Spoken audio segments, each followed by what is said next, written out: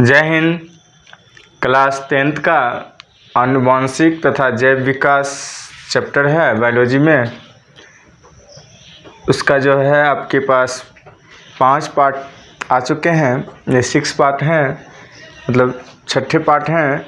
तो इसमें हम थोड़ा चलते हैं। इसमें बहुत ही बड़ा महत्वपूर्ण क्वेश्चन है पृथ्वी पर जीवों की उत्पत्ति। ये बहुत ही एक असमंजस क्वेश्चन है सभी के लिए कि पृथ्वी पर जो जीव आया उसका उत्पत्ति कैसे हुआ, पहले क्या चीज़ आया, आखिर जीव है कहाँ से आया जीव, ये क्वेश्चन मार्क्स बना हुआ है। तो डार्विन ने, इससे पहले आप लोग पढ़े होंगे, तो डार्विन ने कुछ कहा था। क्या कहा था? पीढ़ी दर पीढ़ी अपनी विभिन्नताओं के संचयन द्वारा नई प्रजाति की उत्पत्ति की कल्पना किया था। क्या कहा? पीढ़ी दर पीढ़ी जो वो संचयित करता है और उसके बाद नया जाति बनाता है, प्रजाति बनाता है, उसी को मैं क्या कहता हूँ, मतलब जीवन की उत्पत्ति की कल्पना किया। कौन? डार्विन ने किया। अब देखो, फिर एक मेंडल, उससे पहले डार्विन से पहले आप लोग मेंडल के बारे में पढ़े थे। उसमें क्या पढ़े थे मेंडल के बारे में? कह रहा है जीवित प्राणियों में गुणों या लक्षणों के, क्या कह रहा है, जीवित प्राणियों में गुणों या लक्षणों के वंशागत, मतलब वंश के आने, मतलब पिछले वंश, अगले वंश, उसके अगले, उसके अगला, उसके अगला, इस तरह से वंशागत होने की विधि की व्याख्या किया था। कौन? मेंडले ने। डार्विन कहा कि चल भाई, पीढ़ी दर पीढ़ी जो आता है संचयित करके एक नया प्रजाति बनता है उसको कहते हैं कल्पना किया। इन्होंने कहा कि वंशागत होने वाली क्रिया को क्या कहते हैं, जीवों की उत्पत्ति हुआ था। लेकिन इससे हम लोगों को क्या हो गया कि इस क्वेश्चन का आंसर नहीं मिल रहा है, वाट लगा हुआ था। तो कुछ इस तरह से अब आगे बढ़ते हैं हम लोग कि यह जटिल प्रश्न वैज्ञानिक के समझ में क्या आना लगा या हमारे समझ में क्या होते हैं नहीं आ रहे हैं। बहुत ही इम्पोर्टेंट क्वेश्चन था। तो जीवों की उत्पत्ति एक कोशिका के द्वारा होना शुरू कर दिया। क्या कर दिया गया? जीवों की उत्पत्ति एक कोशिका या अकार्बनिक अणु से हुआ। यह वाट की बात है। क्या बोला? जीवों की उत्पत्ति एक कोशिका के रूप में हुई या अकार्बनिक अणुओं से हुई, यह एक चिंतन का विषय था। अगर जो कोशिका से बना कि अकार्बनिक से बना, ये कंफर्म नहीं था। इसमें टेंशन की बात था जो मैंने यहाँ लिख दिया था, वाट। क्या हुआ? वाट लिख दिया। लेकिन कुछ समय के बाद जब वैज्ञानिक हैं और हम लोग जग जाएंगे तो किसी भी भारी से भारी काम को नॉर्मल बना सकते हैं। तो ये जीवन चिन्ह जो होता है ना, ये क्या हो गया, पूर्ण विराम वाट लग गया कि क्या है, ये समझ में नहीं आ रहा है इसको क्या होगा। कह रहा है पृथ्वी पर जब जीवन के चिन्ह नहीं थे तभी संभवतः उपचायी, क्या कहा, उपचायी क्रियाओं में होने वाले कुछ रासायनिक क्रियाएं जो हुआ, क्या हो गया, पृथ्वी के वातावरण में शुरू हो गई। अब देखिए अभी कोरोना वायरस क्या हुआ, कहीं न कहीं से लीक हुआ। किसी ने ऐसे तो लोग कहता है क्या चमगादड़ से हुआ था, चाइना में। कोई कह रहा चमगादड़ से हुआ, कोई कुछ कह रहा, पूरा डिटेल्स अभी तक नहीं दिया है चाइना पार्टी ने, ठीक है। अब कह रहा है ये जब हुआ रासायनिक क्रिया पृथ्वी के वातावरण में जब शुरू हो गया तो उसके बाद क्या हुआ, एसिटिक अम्ल, क्या बोले मैंने, एसिटिक अम्ल, और दूसरा क्या नाम है, साइट्रिक अम्ल। ये जो है कुछ रासायनिक क्रियाएं करना शुरू कर दिए। क्या करना शुरू कर दिए? रासायनिक क्रियाएं करना क्या कर दिए, शुरू कर दिए। और ये क्या कर दिए, आगे जाकर क्या बनाए, अकार्बनिक अणु बनाए जिसको बहुयाता से विद्यमान था। क्या हो गया? अब बहुयाता से क्या हुआ, ऐसे लघु अणुओं, क्या कर रहा है, छोटे छोटे अणुओं, ऐसे छोटे छोटे अणुओं से संभवतः रासायनिक क्रिया जब हुआ ना, क्या होगा, रासायनिक अभिक्रिया जब हुआ, कुछ क्रिया हो गया तो क्या क्या हुआ सो देखिए। यहाँ हो गया एमिनो अम्ल, क्या हुआ, एमिनो अम्ल, लिपिड, सर्कस, और सबसे मेन है आरएनए। आरएनए बना और इसे बृहद अणु करेंगे, मतलब छोटे छोटे अणु से क्या कर दिया, एक बड़ा अणु का निर्माण कर दिया। क्या कर दिया, बृहद अणुओं का निर्माण किया, बड़ा अणुओं का निर्माण किया। अब छोटे से क्या कर दिया, बड़ा अणुओं का निर्माण कर दिया।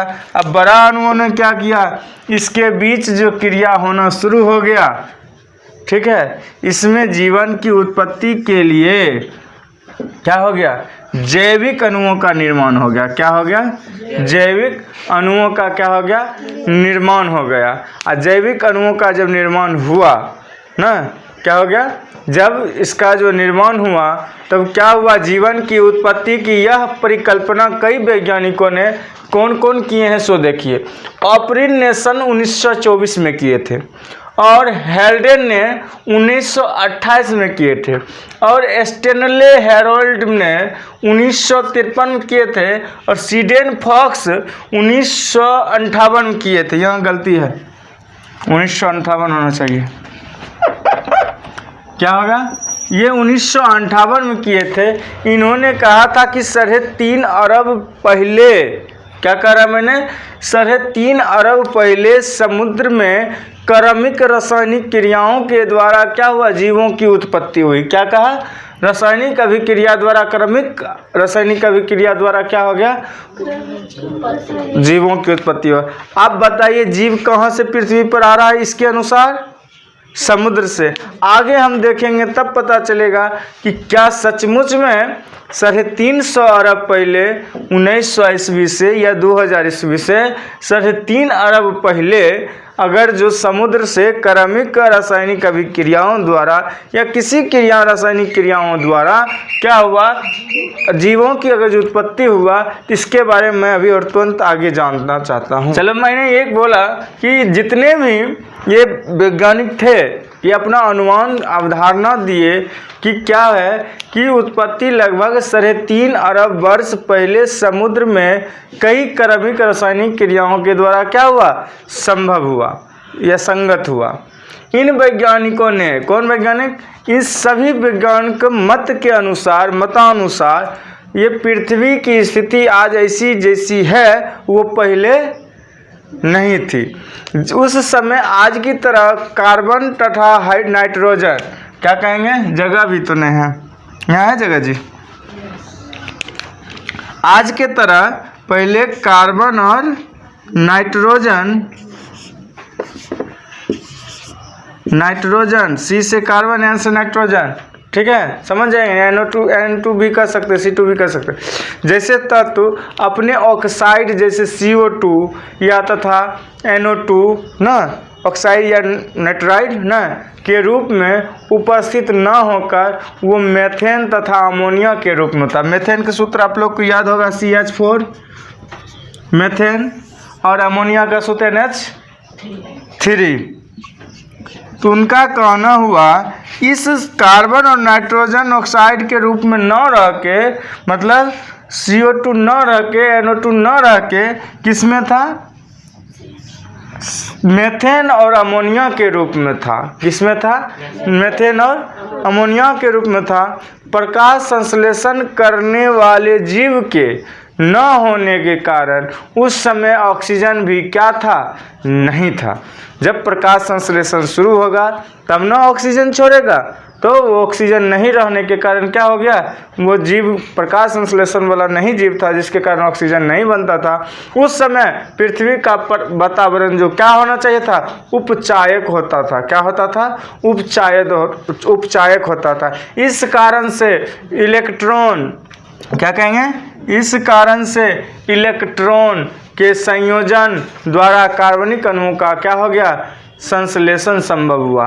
इसी के कारण क्या हो गया, इलेक्ट्रॉन की जो है संयोजन होता है, संयोजन जो होता है, संयोजन के द्वारा जो है इसका क्या हो गया, संश्लेषण के बारे में मुझे क्या हो गया पता, हमें पता चल गया। क्या हुआ, मतलब इलेक्ट्रॉन का पता कब संभव हुआ, संयोजन, जब इसके पहले जो क्या था, ऑक्सीजन नहीं था। अब इस उपकरण के मतलब अपने प्रयोग में मिलकर एवं दूसरे ने एक उपकरण में उस समय की स्थिति को क्या कर दिया, उत्पन्न किया जब पृथ्वी पर जीवन नहीं था। जब जीवन नहीं था तो ये लोग क्या किए, अपना अपना तरह तरह के प्रक्रिया या अपना तरह तरह के सेल्फ में या सामूहिक रूप से क्या करने लगे, दिमाग लगाने लगे, मत देने लगे, सोच चिंतन करने लगे। इस उपकरण से प्रयोग कर उन्होंने बताया कि क्या बताया कि प्रारंभ में पृथ्वी पर सरल कार्बनिक अणु किस प्रकार उत्पन्न हुई। तो उसने बताया कि मेथेन, अमोनिया, जलवाष्प तथा हाइड्रोजन के गैसीय मिश्रण में वायुमंडल में क्या हुआ, बिजली जैसी प्रभाव का उत्पन्न करने के लिए इलेक्ट्रोड की मदद से तीव्र चिंगारियां जो होता है ना, जैसे बिजली चमकती है ना, चिंगारियों उत्पन्न की। क्या क्या किया, मेथेन, अमोनिया, जलवाष्प, हाइड्रोजन के गैसीय मिश्रण सबको मिला दिया। ये सब गैसीय रूप में था, क्या हो गया, मिला दिया, मिश्रण कर दिया। उससे क्या हो गया, बिजली जैसी प्रभाव को उत्पन्न करने के लिए इलेक्ट्रोड की मदद से क्या हुआ, चिंगारियां उत्पन्न की गई। किया गया, चिंगारी उत्पन्न करने के बाद कई दिनों तक ऐसा करने पर उन्हें अंत में कुछ रंगीन द्रव प्राप्त हो गया। अब क्या हुआ, जब ऐसा किया गया ना तो रंगीन जो है क्या हो गया, एक द्रव प्राप्त हुआ। इस द्रव का विश्लेषण करने पर उन्होंने कुछ सरल कार्बनिक यौगिक जैसा कुछ एमिनो अम्ल प्राप्त किया। कौन चीज़ प्राप्त किया, एमिनो अम्ल। अब हम लोग कह सकते हैं मीथेन, और क्या था, अमोनिया और हाइड्रोजन, और क्या था, जलवाष्प। इस सब का मिश्रण वायुमंडल में क्या कर दिया गया, बिजली के तरह क्या करना पड़ा, एक चिंगारी उत्पन्न करना पड़ा। और उसे कुछ बार बार करने या कुछ दिनों के बाद पता चला उसमें क्या हुआ, नीला द्रव प्राप्त हो गया। क्या हो गया, नीला द्रव प्राप्त हो गया। और यौगिक जैसा एमिनो अम्ल क्या हो गया, प्राप्त हो गया। हमें क्या हो गया, एमिनो अम्ल प्राप्त हो। वीडियो चालू है, चलते हैं आगे। नेक्स्ट में देखते हैं। मैंने अभी पृथ्वी पर उत्पत्ति के मतलब जीवों की उत्पत्ति के बारे में जाना था कि मैंने ये जाना था, क्या जाना था, हाइड्रोजन और जलवाष्प और मीथेन और कहाँ सोया हुआ है, नहीं सुना था। इस सब मिल के क्या बना, एमिनो अम्ल बना। ठीक है, जब एमिनो अम्ल बना तब क्या हो गया, यह प्रोटीन और अणु के संरचनात्मक इकाई हुआ। क्या हुआ, यह कैसा था, यह जो एमिनो अम्ल है वो कैसा है, प्रोटीन अणु के संरचनात्मक इकाई होता है। क्या होता है, प्रोटीन अणु के संरचनात्मक इकाई होता है। तथा प्रोटीन क्या कहता है, तथा प्रोटीन अणु जीव के निर्माण के लिए अनिवार्य है। अगर जीव चाहिए तुम्हें तो क्या जरूरत था, प्रोटीन जरूरत था। क्या जरूरत था, प्रोटीन। और जीव के निर्माण के लिए क्या जरूरत था, प्रोटीन जरूरत था। ये कब बना, जब एमिनो अम्ल हुआ तब। अब इसके आगे नेक्स्ट करें। परंतु जब यह प्रयोग ऑक्सीकरण, क्या कहा, ऑक्सीकरण वातावरण में किया, अर्थात क्या किया, ऑक्सीजन की उपस्थिति में संपन्न कराई गई, तब एमिनो अम्ल का क्या हो गया, एमिनो अम्ल का संश्लेषण नहीं हो पाया, मतलब हुआ ही नहीं संश्लेषण। इसका अर्थ कुछ फिर कन्फ्यूजन में आ गया। तो क्या हुआ कन्फ्यूजन, सो देखा जाए। तो कार्बनिक जैव अणुओं में क्या कहा, कार्बनिक जैव अणुओं में क्या हो गया कि संश्लेषण हेतु पृथ्वी के वातावरण का औपचारिक होना अनिवार्य हो गया। क्या हो गया, जब ऐसा प्रक्रिया हुआ तो यह पता चला कि जब शुरू में कार्बनिक जैव अणुओं के संश्लेषण हेतु जो था पृथ्वी के वातावरण का क्या हो गया, उपचायक होना अनिवार्य हो गया, जिसके कारण क्या हो गया कि तब जाकर क्या होने वाला है, जीवों की उत्पत्ति होगी। ठीक है, और अभी जो वर्तमान समय था ये क्या था, पृथ्वी का वातावरण अपचायक नहीं था। कैसा नहीं था, अपचायक नहीं था, ऑक्सीकारक था। कैसा था, ऑक्सीकारक था। हमें चाहिए अपचारक। अब किसी को भूख लगा रहेगा, उसको रोटी दाल सब्जी दीजिए, अब आप भूखे में कहिएगा क्या, मिठाई खा लो, जो भी दोगे सब खाएगा, पेट भरा रहेगा ना, उसको कुछ दोगे तो नहीं काम करेगा। तो उसी तरह हम चलते हैं। तो अपचायक और अक्सीकारक, हमें क्या था, अपचायक नहीं था, उसमें क्या था, अक्सीकारक था। हमें क्या चाहिए था, भोजन चाहिए था ना, कि 1 गिलास पानी पी के कम चल जाएगा, चल सकता है कुछ दिन। अब आगे चलते हैं। अतः पृथ्वी पर दोबारा जीवन क्या हो सकता था, उत्पन्न नहीं होने के कगार पर था। क्या हुआ, अतः पृथ्वी पर दोबारा जीवन उत्पन्न नहीं हो सकता है। क्यों नहीं हो सकता है, क्योंकि अपचायक नहीं रहने के कारण, अक्सीकारक रहने के कारण दोबारा जीवन उत्पन्न पृथ्वी पर नहीं है। उत्पत्ति के बाद, क्या कहा, उत्पत्ति के बाद जीवों में विकास के द्वारा क्या हुआ, जब उत्पत्ति हुआ जीवों का, तो उसके द्वारा जो विकास हुआ, वर्तमान समय में पृथ्वी पर प्राणियों की विविध प्रकार उपस्थित है। बहुत सारे प्रकार प्राणी हैं ना, गाय मवेशी वगैरह वगैरह, कीट, जितना भी जोड़ा जाए बहुत ढेर सारे हैं। सही बात है। अब इसके आगे जो है पृथ्वी पर जितना प्राणी है या आगे क्या होने वाले हैं, चलिए देखते हैं। अब जाति उद्भवन के बारे में जानते हैं। जाति उद्भवन क्या होता है, इसके बारे में विशेष जानकारी लेते हैं। इससे पहले कुछ ये जानकारी ले लें कि हम लोग ये पता किए हैं कि एक ही प्रजाति के सभी प्राणी आपस में एक समान होते हैं तथा वे आपस में प्रजनन कर अपने जैसे संतान उत्पन्न करते हैं। फिर भी एक प्रजाति के प्राणियों में कुछ महत्वपूर्ण असमानता या विभिन्नता अवश्य होती है, क्योंकि एक जैसा एक तरह का मनुष्य या कोई भी जीव नहीं नजर आते हैं ना। अब देखता हूँ, इसमें कुछ ऐसी क्वेश्चन है, सूक्ष्म विकास किसे कहते हैं, सूक्ष्म विकास किसे कहते हैं। तो देखिए, वंशागत होने वाली ऐसी विभिन्नताएं, क्या कह रहा है, वंशागत होने वाली ऐसी विभिन्नताएं एक पीढ़ी से दूसरे पीढ़ी, मतलब क्या, एक बाबा दादा से फिर अगला नेक्स्ट बाबा दादा होता है, उसको एक पीढ़ी कहते हैं। तो वहाँ से एक से दूसरे पीढ़ी में स्थानांतरित, मतलब बदलाव, मतलब परिवर्तन, स्थानांतरण मतलब कि स्थान को अंतर किया, मतलब बदला, होती रहती है। ऐसी विभिन्नताएं अत्यंत महत्वपूर्ण होती है। अगर जैसा नहीं होगा तो हम और आप सब एक जैसे लगेंगे तो पता चलेगा, जिसको बुलाइएगा, एक को बुलाइएगा सब चलाएगा, क्योंकि सबका फेस ऐसे ही है। जिससे लघु, क्या कहेंगे, छोटा, लघु का अर्थ छोटा पैमानों पर नई उप प्रजाति का विकास संभव हो जाता है। इस तरह का जो उप प्रजाति जो होते हैं नया, उसके लिए क्या होता है कि विकास जो होता है, उसी विकास को हम लोग क्या कहते हैं, सूक्ष्म विकास कहते हैं। क्या कहते हैं, सूक्ष्म विकास कहते हैं। अब सूक्ष्म विकास के बाद भी कुछ हैं ऐसे क्वेश्चन जो आप लोग जाति उद्भवन के नाम से जानते हैं। किस नाम से जानते हैं, जाति उद्भवन नाम से जानते हैं। तो इसके बारे में भी आप संग संग पढ़ लीजिए। ये जो नया उप प्रजाति जो पैदा किया, ये नया, और इसका जो मूल प्रजाति से, मतलब उसका जो पर्सनल प्रजाति था उससे इतनी भिन्न होगी कि यदि मूल प्रजाति खुद जो मूल प्रजाति के सदस्यों के साथ, अगर जो उसको, मतलब मूल प्रजाति की जो सदस्य था उसके साथ इसका लैंगिक प्रजनन संभव हो भी गया, तो उससे उत्पन्न संतानों में क्या होगा, उससे उत्पन्न संतान, उससे जो पैदा होगा संतान, वो क्या होगा, जनन की क्षमता क्या करेंगे, नहीं होगी। जब जनन की क्षमता नहीं होगी तो इससे एक या एक से अधिक उप प्रजाति बन जाएगी।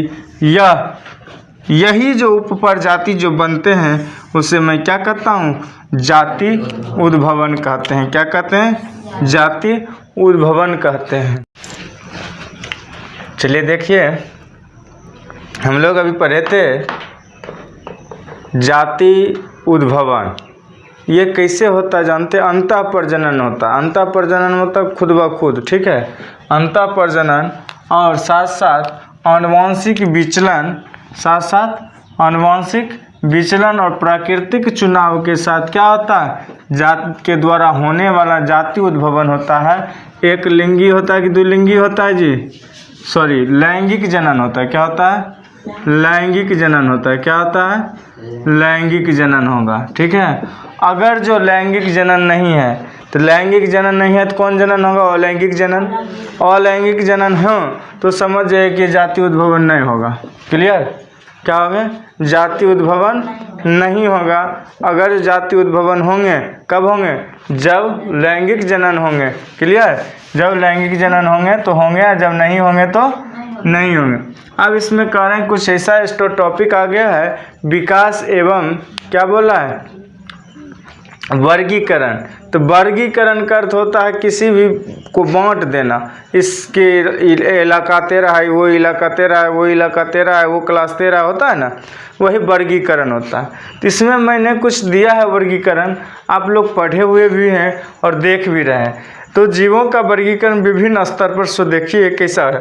तो पहला में जगत है, दूसरा में उपजगत, तीसरा में फाइलम, वर्ग, गण, कुल, वंश, जाति, डिवीजन और ढेर सारे मतलब इस प्रकार के जातियां हैं। तो वर्गीकरण में देख लेते हैं क्या होता है। इस पदानुक्रम मतलब इस पद में जो सजा हुआ है जीवों का वर्गीकरण, आधार वर्गीकरण का आधार उनके गुणों के समानता तथा असमानता पर दिया गया है।